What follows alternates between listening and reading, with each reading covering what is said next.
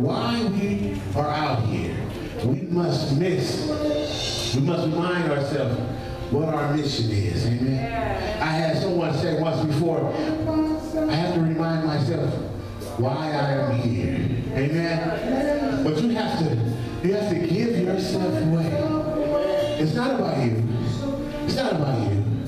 It's not about you. It's only about him. And this is the holy convocation. This is the consecration part. Joshua, God told Joshua that I will be with you always.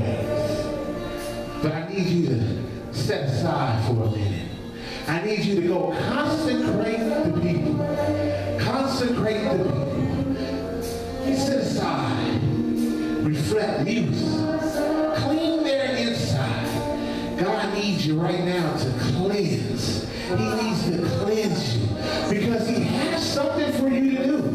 Now the children of Israel, he told the children of Israel, don't move until I give you instructions. But you have to be cleansed first.